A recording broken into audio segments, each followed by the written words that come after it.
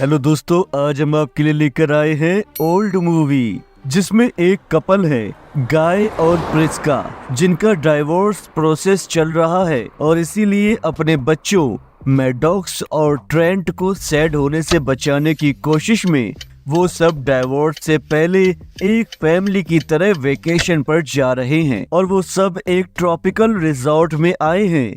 यहाँ रिजॉर्ट में उनका वेलकम कॉम्प्लीमेंट्री ड्रिंक से किया जा रहा है। यहाँ मैडॉक्स और ट्रेंट की रिजॉर्ट की मैनेजर के भतीजे इडलिप से अच्छी दोस्ती हो गई है।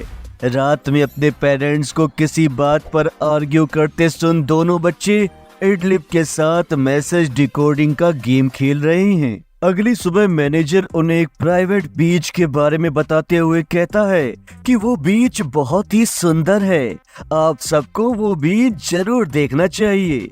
जिसके साथ ही वो रेडी होकर वहाँ के लिए निकल जाते हैं। बीच पर उनके साथ और कई फैमिलीज भी हैं।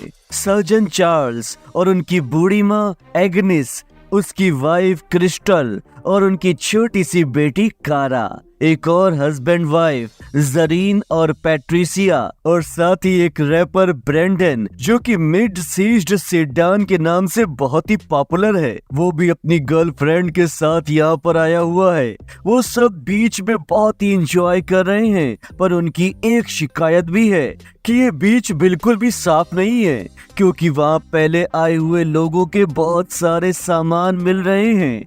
ट्रेंट पानी में एंजॉय कर रहा है, लेकिन तभी उसके पास एक लड़की की लाश तैरते तैरते आ चुकी है। ये देखकर वो बहुत ही घबरा गया है। उसकी चीखने की आवाजें सुनकर सब लोग उस लाश को बाहर निकाल रहे हैं, जहां ब्रेंडन कह रहा है कि वो तो उसकी गर्लफ्रेंड है और वो कब से उसे ढूंढ रहा था, पर वो मिल ही नहीं रही थी। चार्ल्स को उसके नाक से खून बहते देख उस पे सबको शक हो रहा है, पर ब्रेंडन का कहना है कि उसे तो हीमोफीलिया है, जिसकी वजह से ही उसकी नाक से खून बह रहा है।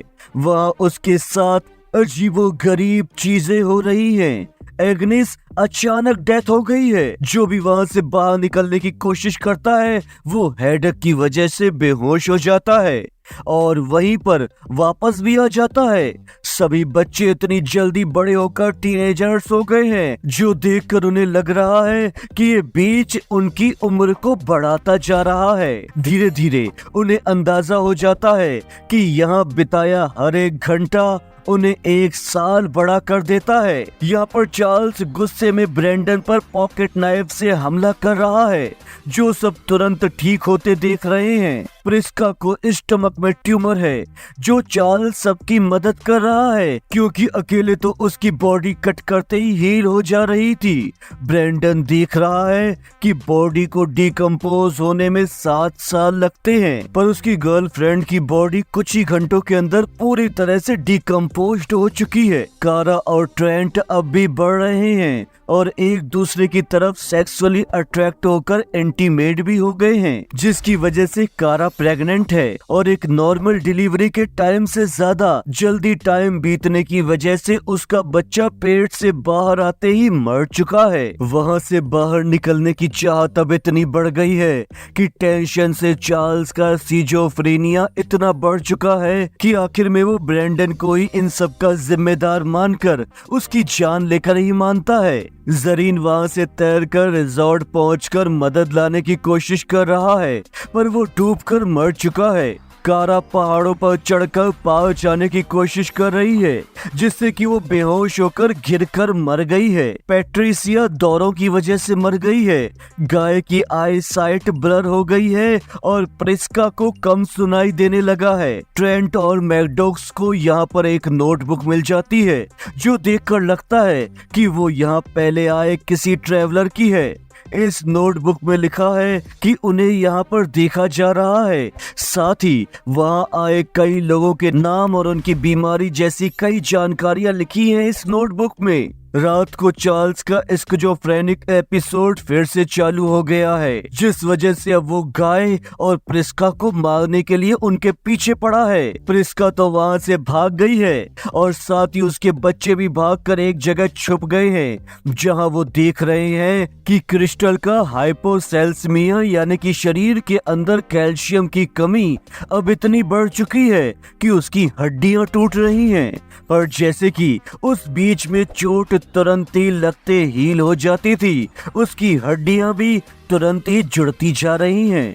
पर आगे खिसकने की वजह से सारी हड्डियां उल्टी सीधी डायरेक्शन में जुड़कर एक अजीब सी शेप बना रही हैं, जिससे कि उसकी जान चली गई है। प्रिस्का वापस आकर चार्ल्स पर एक जंग लगे चाकू से हमला करके गाय को बचा रही है, जिससे कि चार्ल्स की बॉडी में इन्फेक्शन हो चुका है और सबकी तरह वो भी एक दर्दनाक मौत का शिकार हो चुका है।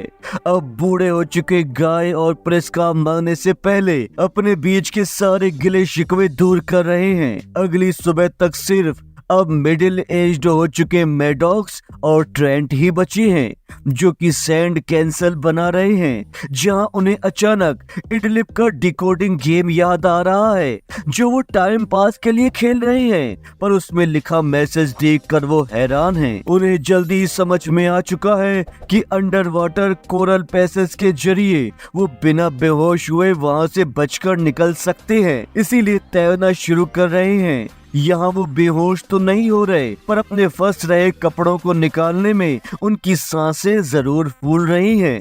जब वो काफी देर तक पानी से बाहर नहीं आए हैं, तो उन्हें ऑब्जर्व करता रिजॉर्ट का ही एक एम्प्लॉय मैनेजर को इन्फॉर्म कर देता है कि ग्रुप के सारे लोग मर चुके हैं। जहां वो बातें कर रहे हैं कि पिछली बार एक गेस्ट लगभग उस बीच से बचकर निकलकर भागने ही वाला था, पर इस बार के ग्रुप के साथ उनका 73rd ट्रायल कंप्लीट हुआ, जिसके साथ ही ये सच सामने आ रहा है कि ये सब एक pharmaceutical company Warren and Warren की रिसर्च टीम अपने नए क्लिनिकल ड्रग के ट्रायल्स के लिए कर रही है, जहां वो बाकी क्लिनिक से ऐसे लोगों का डेटा इकट्ठा करते हैं जो बीमार हैं और उन्हें जगह जगह आलीशान रिजॉर्ट दिखाकर गेटवे के लिए लुभाते हैं, और फिर उनके यहाँ आने पर उनकी ड्रिंक्स में वो अपना ड्रग मिलाकर उन पर ट्रायल्स स्टार्ट कर देते हैं।